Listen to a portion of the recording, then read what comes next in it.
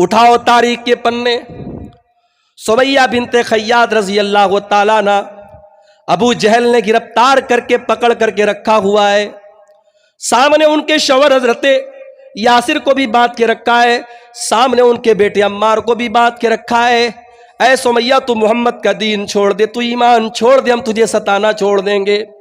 او میری پیاری ماں بہنوں، سمیہ کوئی 20 سال کی لڑکی تو نہیں ہے، جوان بیٹے کی ماں ہے، 50-60 سال کی بوڑھی عورت ہے، اس کو ابو جہل ستا رہا ہے، اس کو زنجیروں سے جکڑ کے رکھا ہے، اس کو تکلیفیں دے رہا ہے، اس کے ہاتھ اور پیر سے خون بہ رہا ہے۔ اے سمیہ، تیرے ایمان کا کیا کہنا، تیری استقامت کا کیا کہنا، تیرے صبر کا کیا کہنا۔ سمیہ کے بدن سے خون رس رس کر کے بہ رہا ہے، مگر سمیہ اپنے نبی کے دین کو چھوڑنے کو تیار نہیں ہے۔ ابو جہل نے دیکھا یہ تو گھی آسانی سے نکلنے والا نہیں ہے، اس نے کہا اے سمیہ، اگر تو نے محمد کا دین نہ چھوڑا، اگر تو نے اسلام کو نہ چھوڑا، اے سمیہ تیرے جوان بیٹے کے سامنے ہم تجھے ننگا کر دیں گے، تیرے بدن سے کپڑے اتار دیں گے۔ او میری پیاری ماں بہنوں، ایک عورت کے لیے اس سے بڑھ کے شرم کی بات کیا ہوگی، اس سے بڑھ کے غیرت کی بات کیا ہوگی، ایک ماں کو اس کے جوان بیٹے کے سامنے ننگا کر دیا جائے۔ مگر میرے پیارے بھائیوں، حضرت سمیہ نے اس اذیت کو بھی گوارا کر لیا، کہا اے ابو جہل تجھے جو کرنا ہو تو کر لے، اب اسلام میرے دل سے نہیں نکل سکتا، اب ایمان میرے دماغ سے نہیں نکل سکتا۔ اور چشم فلک نے وہ منظر بھی دیکھا، دنیا کی نظروں نے وہ منظر بھی دیکھا، جوان بیٹے کے سامنے بوڑھی ماں کے کپڑے اتار دیے گئے، اس کو برہنہ کر دیا گیا، اس کو ننگا کر دیا گیا۔ مگر میرے پیارے بھائیوں، حضرت سمیہ نے اپنے دین اور ایمان سے سمجھوتا نہیں کیا، بڑی بے دردی کے ساتھ اور بڑی بے شرمی کے ساتھ اور بڑی بے غیرتی کے ساتھ ابو جہل نے نیزہ مار کر کے بڑے شرمناک طریقے سے حضرت سمیہ کو شہید کر دیا۔ سمیہ شہید ہو گئی، مگر انہوں نے اپنے دین کو نہیں چھوڑا۔ آج ہمارا دین فیس بک اور انسٹاگرام کے محبت بھرے چند جملوں سے ہمارا دین بک جاتا ہے۔ میرے بھائیوں، یہ غور کرنے کی بات ہے، یہ غور کرنے کی بات ہے۔ اللہ کا عذاب ایسے ہی نہیں آ رہا ہے، یہ مصیبتیں ایسے ہی نہیں آ رہی ہے، اور سیمانچل سے لے کر نارتھ سے لے کر کے ساؤتھ تک اور پوری دنیا میں آج ہم ذلیل و خوار اسی لیے نہیں ہو رہے ہیں، آج ہمارا ایمان واقعی میں کمزور ہو چکا ہے۔ آج اپنے حالات کو ہم دیکھتے ہیں تو ہمیں پیارے نبی کی وہ حدیث یاد آتی ہے۔ اللہ کے پیارے نبی فرماتے ہیں یوشک الامم ان تداعى علیکم کما تداعى الکلۃ الی قصاتها۔ اے مسلمانوں، تم سے پہلے کی امتیں تمہارے اوپر ٹوٹ پڑیں گی، وہ زمانہ تم پر آنے والا ہے جب ساری قومیں تم پر ٹوٹ پڑیں گی۔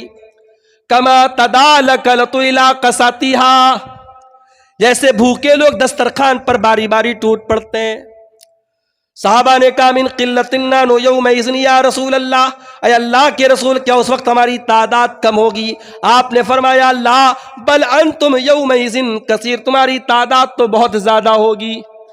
وَلَكِنَّكُمْ غُثَاءٌ كَغُثَاءِ السَّيْلِ، لیکن تم پانی کے اوپر جو جھاگ ہوتا ہے، سیلاب کے پانی کے اوپر جو جھاگ ہوتا ہے، تم جھاگ کی طرح ہو جاؤ گے، تمہاری کوئی ویلو نہ ہوگی، تمہاری کوئی طاقت نہ ہوگی، تم دیکھنے میں بہت سارے نظر آؤ گے، مگر ہاتھ لگاتے ہی جیسے جھاگ ختم ہو جاتا ہے تم ختم ہو جاؤ گے۔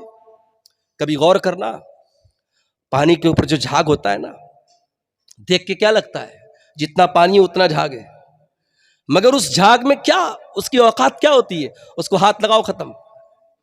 اور جھاگ کا اپنا کوئی وجود نہیں ہوتا، پانی جدھر جا رہا ہے جھاگ ادھر جا رہا ہے۔ اللہ کے نبی نے کتنی پیاری مثال دی، مسلمانوں تم سیلاب کے جھاگ کی طرح ہو جاؤ گے۔ ایک صاحب کہنے لگے مولوی صاحب بیوی کے ساتھ ویلنٹائن ڈے منا سکتے ہیں کیا؟ ہم کسی غلط لڑکی کو لے کے نہیں جا رہے، اپنی بیوی کو ریسٹورنٹ میں لے کے جا رہے۔ تجھے 14 فروری کی تاریخ ہی کیوں ملی ہے؟ تو 15 کو بھی تو لے کے جا سکتا ہے۔ کتنے مسلمان ہیں اچھی نوکری لگ گئی، چند پیسے آ گئے تو اب ان کے بچوں کا برتھ ڈے منایا جانے لگا۔ کتنے مسلمان ہیں شادی کی سالگرہ منا رہے ہیں، اینیورسری منا رہے ہیں۔ یہ اینیورسری کہاں سے آئی، یہ برتھ ڈے کہاں سے آیا؟ بچے کو چاکلیٹ پسند ہے، کبھی بھی دلا دو چاکلیٹ۔ بیوی کو کیک پسند ہے، کبھی بھی کیک کھلا دو۔ یہ سال کا تم نے دن کیوں خاص کیا؟ یہ پتہ ہے کہاں سے آیا؟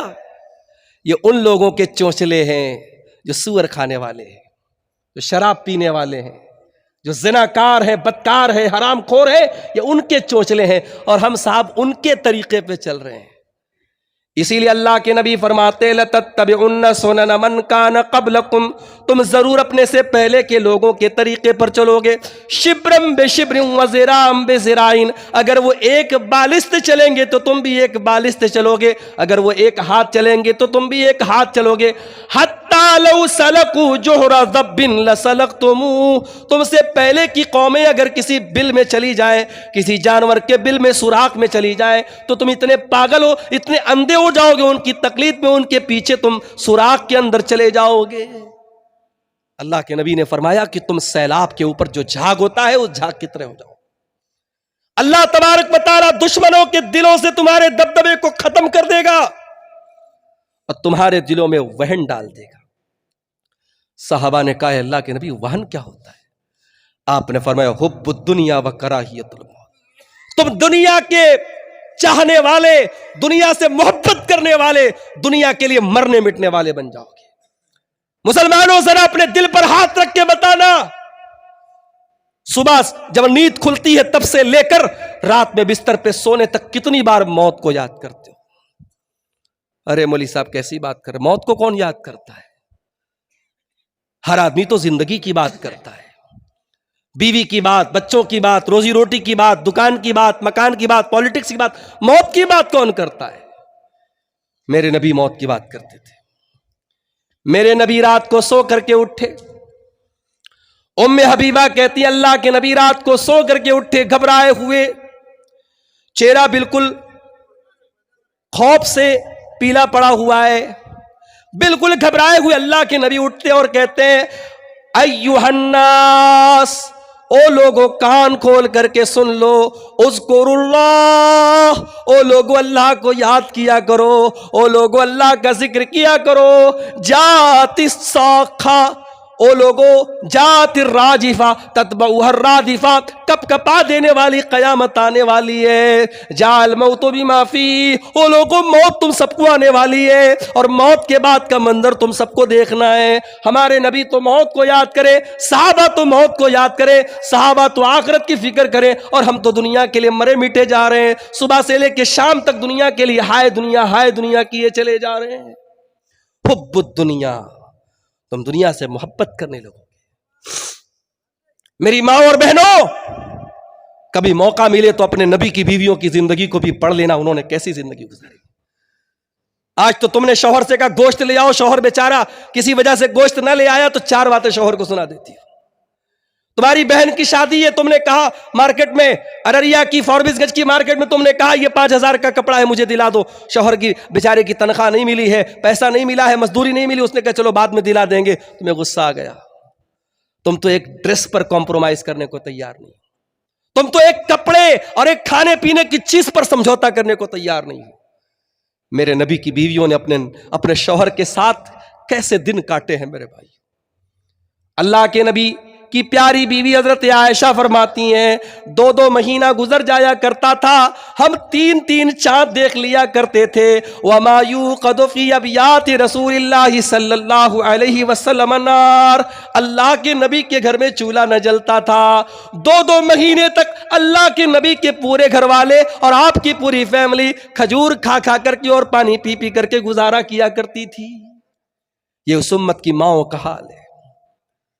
آج تو ہمارے پاس پیسہ آتا ہے، ہم سوچتے اپنے بچوں کو اچھا مکان لا کے دیتے۔ ہماری زندگی کا مقصد تو یہی رہے، زمین بنا لے، جائیداد بنا لے، مکان بنا لے۔ نبی نے کیا بنایا اپنے لیے؟ کبھی غور کرنا تمہارے نبی نے اپنے پریوار کے لیے کیا بنایا؟ کچھ نہیں بنایا میرے بھائی۔ نبی کی 9 بیویاں رہتی تھی ایک ساتھ، چھوٹے چھوٹے کمرے تھے، وہ کوئی سنگ مرمر کے کمرے نہیں تھے، کوئی ماربل کے کمرے نہیں تھے، کوئی ڈیزائن نہیں بنا تھا، مٹی کے چھوٹے چھوٹے کمرے تھے۔